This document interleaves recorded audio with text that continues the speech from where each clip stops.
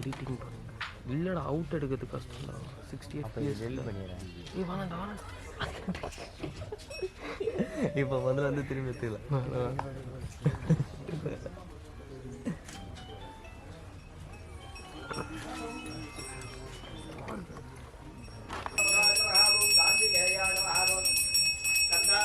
இது என்ன model R50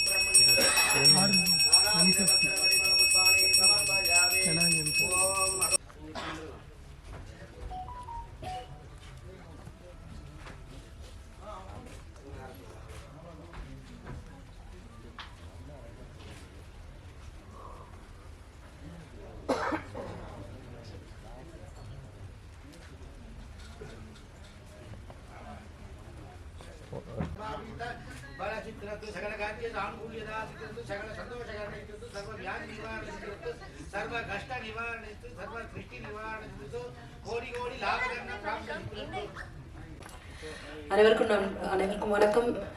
media நண்பர்களுக்கும் சகோதரர்களுக்கும் வணக்கம். ராசியான மாப்பிள்ளை பேரே ரொம்ப ராசியாக இருக்குது. மேலும் வந்துட்டு இது ரொம்ப ரொம்ப ரொம்ப பெரிய ராசியான ஒரு படமாக ப்ரொடியூசர்ஸ் 2 பேருக்குமே ஒரு பெரிய லாபகரமான படமாக அமையோன்றதுல ரொம்ப ரொம்ப ஒரு உறுதியோடு இருக்கேன் நான்.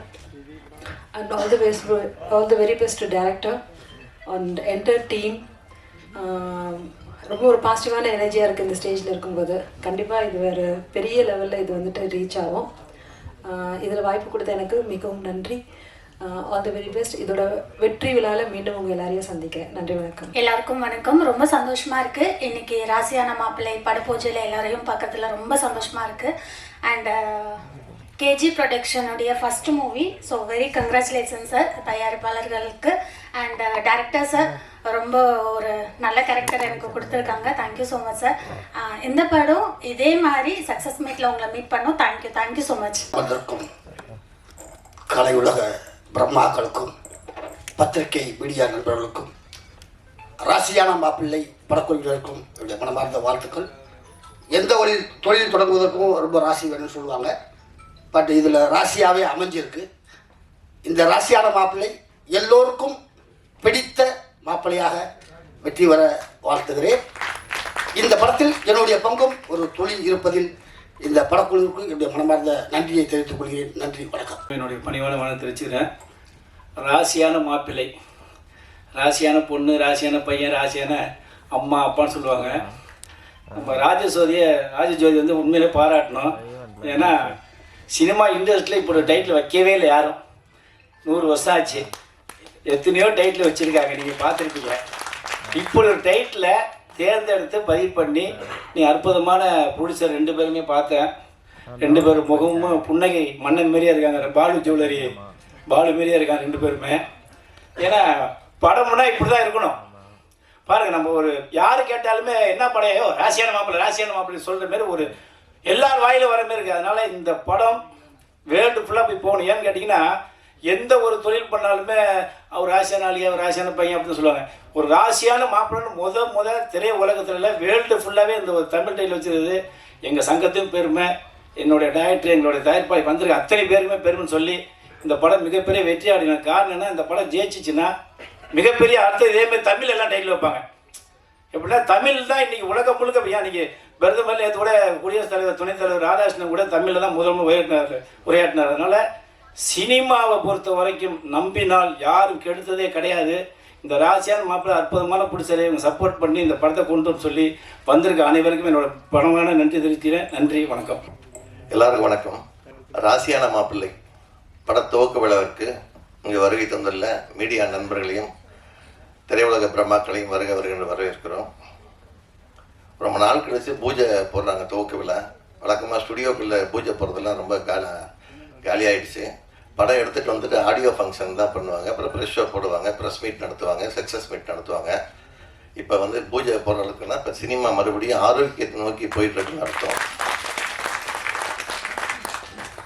மேடையில் அமர்ந்திருக்கிற விசி குணநாதன் சார் வந்து என்டிஆர், எம்ஜிஆர், அண்ணா, கலைஞர், ஜெயலலிதா 5 முதல்வர் கூட பணியாற்றியவர் அவர். இன்றைக்கி இருக்கிற ஸ்டாலின் சார் முதல்வர் ஸ்டாலின் கூடயும் அவர் தொடர்பில் இருக்கிறவர். அவர் இந்த விழாவுக்கு துவக்க விழாவுக்கு வந்திருக்கிறது வந்து இந்த ராசியான மாப்பிள்ளை குழுவினர் கிடைச்ச மிகப்பெரிய ஒரு பாக்கியம் நினைக்கலாம். அதே மாதிரி ஊமை விழிகள் படத்தில் ஆரம்பித்து தொடர்ந்து இன்றைக்கி இண்டஸ்ட்ரியில் நிறைய சக்ஸஸ் படம் கொடுத்துட்ருக்கிற அரவிந்தராஜ் சார் வந்திருக்குது மிகப்பெரிய ஒரு பலம் அந்த படத்துக்கு. ஏன்னா இவங்கெல்லாம் வந்து சிறு முதலீட்டு படங்களுக்குன்னே பிறந்தவன்னு சொல்லலாம். பெரிய ஆர்டிஸ்ட் படங்கள் கூப்பிட்டா கூட கொஞ்சம் அவாய்ட் பண்ணிடுவாங்க. இந்த மாதிரி சின்ன படங்களுக்கு, புதுமுகங்கள் நடிக்கிற படங்களுக்கு, புதுமுக இயக்குநர்கள் நடிக்கிற படங்களுக்கு வந்து என்கரேஜ் பண்ணுறதை தங்களோட ஒரு கடமையாக நினச்சி செஞ்சுட்டு வராங்க. அதனால் அவங்களுக்கு 2 பேருக்கும் ஒரு படத்தை கரகோஷத்தை கொடுக்கலாம். அதே மாதிரி தன்னுடைய மனசில் இருக்கிறத அதை மறைக்காமல் சட்டுன்னு பட்டுன்னு சொல்லிட்டு இண்டஸ்ட்ரியில் இருக்கிறது இன்றைக்கி அன்புச்செழியன். அவர் வந்து சில பேருக்கு வந்து ஒரு சிம்ம சொப்பனமாக இருக்கிறாரு. அதனால் அவருக்கு ஒரு கைத்தட்டை தெரிஞ்சு பாராட்டு தெரிவிச்சுக்கலாம்.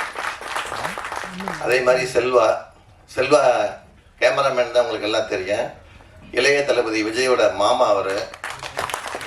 எஸ்ஏ சந்திரசோட உறவினர், அதான் அந்த ஃபுல்லாக இருக்கிறவர். ஆனால் அந்த எந்தவித பந்தாவும் இல்லாமல் இண்டஸ்ட்ரிக்காண்டி ஒரு நல்ல திங்கிங்கில் இருக்கிற ஒரு கேமராமேன் செல்வா.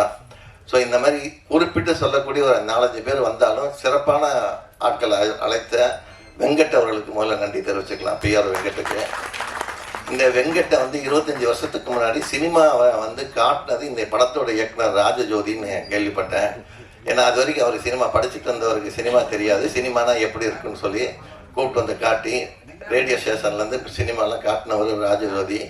அந்த ராஜஜோதி அவர்கள் இன்னைக்கு வரைக்கும் மறக்காமல் மறுபடியும் படம் எடுக்க வந்த பிறகு அதே பிஆர் வெங்கட்ட கூட்ட பண்ணியிருக்குது.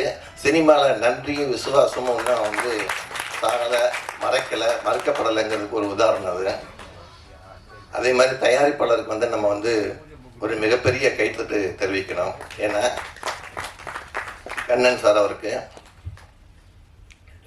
கண்ணன் வெங்கடேஷ் 2 பேருக்குமே இன்னைக்கு இருக்கிற சூழ்நிலையில் ஆர்டிஸ்ட்டை நம்பி படம் எடுக்காமல் புதுமுகங்களை நம்பி அது கதையை நம்பி படம் எடுக்க வந்திருக்கிறாருன்னா முதல்ல அவங்களுக்கு தான் நம்ம வந்து நன்றி தெரிவிச்சுக்கணும். ஏன்னா ஒரு தயாரிப்பாளர் நல்லா இருந்தாருன்னா ஒரு 100 குடும்பம் நல்லா இருக்கும் இண்டஸ்ட்ரியில்.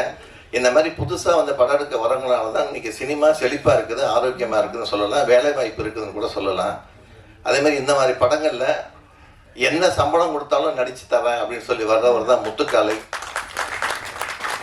பணத்தை பெருசாக நினைக்காம ரன்னிங்கில் இருக்கணும்னு நினைக்கிறவர். அதே மாதிரி ராதிகா மாஸ்டர் அவங்க வந்து பார்த்திங்கன்னா இந்த மாதிரி படங்களுக்கு வந்து பட்ஜெட்டுக்குள்ளே எடுக்கிறதா இருந்தாலும் சரி, நல்ல செலவு பண்ணி எடுக்கிறதா இருந்தாலும் சரி, அதுக்கு தகுந்த மாதிரி எடுத்து எந்த விதத்துலையும் குவாலிட்டி குறையாமல் பார்த்துக்கிறவங்க தான் ராதிகா மாஸ்டர். அவங்களுக்கு வந்து நம்ம நன்றி தெரிவிச்சுக்கலாம். ஏன்னா நான் நிறையா படங்களில் அவங்க வந்து ஆடியோ ஃபங்க்ஷனில் அவங்கள பார்த்துருக்கேன், பழகிருக்கேன். அதே மாதிரி இந்த இப்போ வந்து பேசிட்டு போனாங்கள்ல மான்குட்டி ஹீரோயினி ஹேமலதாவையும் நம்ம பாராட்டு தெரிவிச்சுக்கணும். ஏன்னா இன்றைக்கி நடிகைகள்லாம் அவங்க நடித்த படங்களுக்கே ப்ரொமோஷனுக்கு வர்றதில்லை. இவங்க வந்திருக்கிறாங்கன்னா அதுவே மிகப்பெரிய சிறப்பு இவங்களுக்கு. அதுக்காக ஆடியோ ஃபங்க்ஷனுக்கும் ப்ரெஸ் மீட்டுக்கும் ப்ரெஷருக்கும் வராமல் இருந்துடாதீங்கம்மா. அந்த படத்தில் நடிச்சுட்டு ஸோ இப்போ தயாரிப்பாளர் வந்து குடும்பத்தோடு வந்து தயாரிப்பாளர், இணை தயாரிப்பாளர், இப்போ பார்ட்னராக இருக்கட்டும், எல்லாம் ஃபேமிலியாக வந்து ஒரு ஃபங்க்ஷன் நடத்தி ஒரு துவக்கோலா வச்சுருக்காங்கன்னா முதல்ல அவங்களோட இல்லத்தரசிகளுக்கு நீங்கள் வந்து கைத்தட்டி பாராட்டு தெரிவிக்கணும். ஏன்னா சினிமானாலே மோசம் போகக்கூடாது சொல்கிற இந்த காலத்தில் அவங்க என்கரேஜ் பண்ணுறாங்க பாருங்கள். அப்போ தான் வந்து இந்த தயாரிப்பாளருக்கு வந்து மிகப்பெரிய வரப்பிரசாதம். ஸோ இந்த மாதிரி ராசியான மாப்பிள்ளைங்கிறது அன்புச்செழியன் சொன்ன மாதிரி ஒரு மிக சிறந்த ஒரு டைட்டிலு. ஏன்னா கிட்டத்தட்ட 350 படங்களுக்கு மேலே தன்னோட பங்களிப்பு அனுப்பிச்சார். விசி குணநாதன் சார் கூட இந்த டைட்டில் வைக்கல இது வரைக்கும்.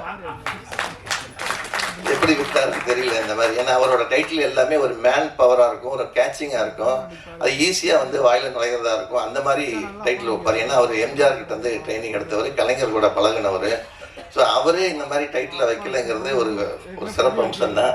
அந்த விதத்தில் இந்த டைரக்டர் ரொம்ப பாராட்டுக்குரியவர். இல்லை ராசியான மாப்பிள்ளை வைக்கல.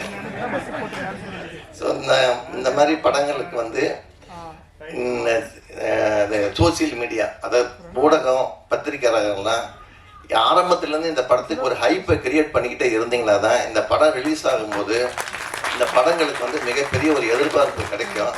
ஸோ நீங்கள் என்ன நினைக்கிறீங்கன்னா, கமர்ஷியல் ஹீரோக்கள் ஒரு 12 பேர் இருக்கிற படத்துக்கு மட்டுமே வந்து பப்ளிசிட்டி பண்ணாதீங்க. ஏன்னா அவங்களுக்கு பப்ளிசிட்டி தேவையில்லை, ஆட்டோமேட்டிக்காக எல்லாம் வந்துடுவாங்க. இந்த மாதிரி படங்களுக்கு நீங்கள் அடிக்கடி வந்து நியூஸு ஸ்டில்லு போட்டுக்கிட்டே இருந்தீங்கன்னா தான் மக்கள்கிட்ட ரீச் ஆகும். ஏன்னா ஞாபகம் மருந்து இருக்கிற வரைக்கும் மக்களுக்கு இது ஞாபகமே இருக்காது. ஏன்னா இன்றைக்கி வரது விஷயம் நாளைக்கு மறந்துடுவாங்க, நாளைக்கு வேற ஒரு நியூஸ் வந்துடும். ஸோ அதனால் வீக்லி ஒன்ஸ் இந்த மாதிரி படங்களுக்கு, ராசியான மாப்பிள்ளை மாதிரி படங்களுக்கு நீங்கள் பப்ளிசிட்டி பண்ணிக்கிட்டே இருங்க. அது வந்து மிகப்பெரிய ஏன்னா நீங்களும் சினிமாவில் ஒரு அங்கம், அதை மறந்துடாதீங்க. இந்த இண்டஸ்ட்ரி, இந்த தயாரிப்பாளர், இந்த மாதிரி குழுவினர் நல்லா இருந்தால் தான் நம்ம பத்திரிகையாளர்களுக்கும் சரி, தொலைக்காட்சி தோழர்களுக்கும் சரி, இணையதள நண்பர்களுக்கும் சரி, புகைப்பட கலைகளுக்கும் சரி, வியாபார தொடர்புகளும் சரி, இந்த இண்டஸ்ட்ரி நல்லா இருந்தால், இவங்க நல்லா இருந்தால் நம்ம நல்லா இருக்க முடியுங்கிறத மனசில் வச்சு நீங்கள் இதுக்கு ஒரு பப்ளிசிட்டி பண்ணுங்கள். மறுபடியும் இந்த படத்தோட வெற்றி விழாவில் சந்திப்போம். நன்றி, வணக்கம். அனைவருக்கும் எனது பணிவான வணக்கத்தை தெரிவித்துக் கொள்கிறேன். நான் இறைவனை மிகவும் நம்புகிறவன். இறைவன் தான் என்னை உருவாக்கினான் என்று நான் நினைத்திருந்த காலத்தில் அள்ளித்தரும் அண்ணாமலையார் என்ற இறைவனுக்கு ஒரு படத்தை இயக்கியிருக்கிறேன்.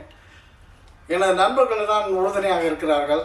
ஆனால் அந்த ராசியான மாப்பிள்ளையை இந்த டைட்டிலை நினைத்ததும் என் நண்பர்கள் இதை செய்யலாம் என்று அவர்கள் சொன்னார்கள். சரி என்று நானே அதை தயாரிக்கலாம் என்ற முடிவு எடுத்து இருக்கின்ற பொழுது அன்பிற்குரிய நண்பர் வெங்கடேஷ் அண்ணன் அவர்கள் என் திரைப்படத்தில் நடித்திருக்கிறார்.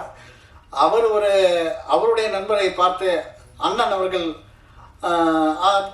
ஆர்ஜே பிலிம்ஸ் அண்ணன் கண்ணன் அவர்கள் தயாரிப்பாளரை கூப்பிட்டு பேசும்பொழுது கேஜி கம்பெனியின் தயாரிப்பாளராகிய அண்ணன் கண்ணன் அவர்கள் என்னை கூப்பிட்டு கதை கேட்டார். கதையை நான் அதிகமாக சொல்லவில்லை, ராசியான மாப்பிள்ளை என்று கொஞ்சம் மேலோட்டமாக தான் சொன்னேன். அதில் நிறைய விஷயங்கள் இருக்கிறது அப்படி என்று சொன்னேன். ஆனால் நம்பிக்கை இவ்வளவெல்லாம் அவருக்கு என் மீது வரும் என்று நான் எதிர்பார்க்கவில்லை. எதை வைத்து அவர் என்னை நம்பினார் என்று இறைவனுக்கு மட்டும்தான் தெரியும். ஏனென்றால் ஒவ்வொருவரும் தயாரிப்பாளர் தேடி ஓடிக்கொண்டிருக்கிறார்கள். ஆனால் தயாரிப்பாளர் என்னை வந்து கூப்பிட்டு ஒரு வாய்ப்பு கொடுப்பது என்பது இறைவனுக்கு தான் நன்றி சொல்கிறேன். அண்ணாமலையாருடைய அருள் என்ன ஆச்சரியமாக இருக்கிறது. என்னை வந்து ஏவிஎம் ஸ்டுடியோவில் கேட்கிறார்கள், என்ன தயாரிப்பாளர் உன்னை கூப்பிட்டு ஆச்சரியமாக இருக்கிறது, படத்துக்கு நாங்கள்லாம் அலைகிறோமே என்கிறார்கள். இறைவன் இருக்கிறான் என்பதற்கு இது ஒரு சான்று.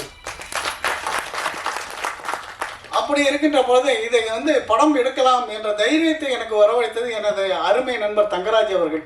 ஸ்கிரீன் போஸ்ட் ஸ்டுடியோ வைத்திருக்கிறார். படம் எடு, நான் பார்த்துக் கொள்கிறேன் போஸ்ட் ப்ரொடக்ஷன் என்று சொல்லி தைரியமாக என்னை இறக்கினால்தான் அதிகமாக நான் இறங்கினேன். அதேபோல் ஒவ்வொரு நண்பர்களும் இன்று இருக்கின்ற ஒரு நிறைய நண்பர்கள் தான் எனக்கு அதிகம். நான் அவர்களுக்கு உதவி செய்வேன், அவர்கள் எனக்கு உதவி செய்வார்கள். அதுபோல் இது ராசியான மாப்பிள்ளை ஒரு நல்ல கதை.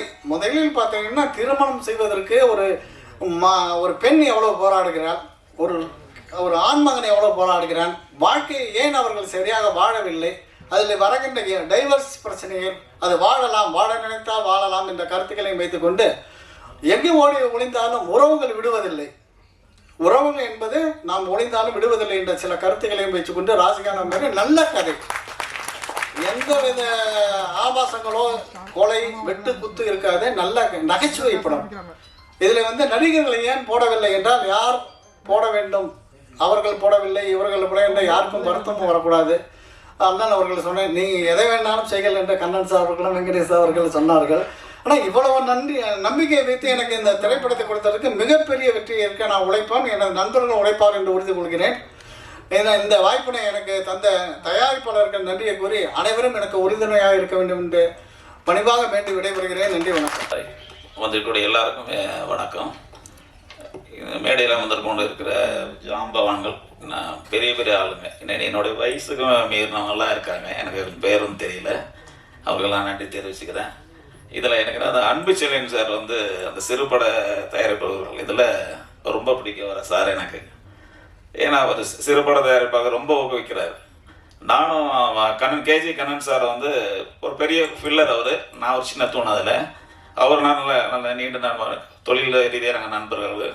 நான் சார்கிட்ட சொன்னேன், சார் நம்ம இந்த சின்ன சின்ன டைரக்டர்களுக்கெல்லாம் நம்ம வந்து படம் வாய்ப்பு கொடுப்போம் சார் அப்படின்னு சொல்லும்போது, சரி சார் அப்படின்னாங்க. அப்போ வருஷப்படுத்தினேன். நான் சார் படத்தில், ஜோதி சார் படத்தில் ஒரு சீன் கொடுத்தாரு, அதான் சொன்னாங்களே அண்ணாமலையார், அதுன்னு அது பண்ணிட்டு வந்தேன். அப்புறம் சார் தான் அது பண்ணுறதா இருந்தது, ரொம்ப நாள் இழுத்துக்கிட்டு இருந்தது. அது எப்போ சார் நம்ம பூஜை போட்டு, ஆமாம் அது ஏவிஎம்மில் போட்டாங்க, அப்புறம் இங்கேயும் போட்டாங்க. அது அப்புறம் நான் கேட்டேன், சார் இந்த மாதிரி சார் கேஜி சார் நம்ம ஃப்ரெண்டு சார் இருக்காங்க, நீங்கள் எப்படி பண்ணுறீங்களா, வாங்க சார் அப்படின்னு சொல்லிட்டு கூப்பிட்டு வச்சு மீட்டிங் கொடுத்தோம். கதை கேட்டாங்க, சார் பண்ணுவோம் சார், நம்ம சேர்ந்தே பண்ணுவோம் அப்படின்னு சொல்லி.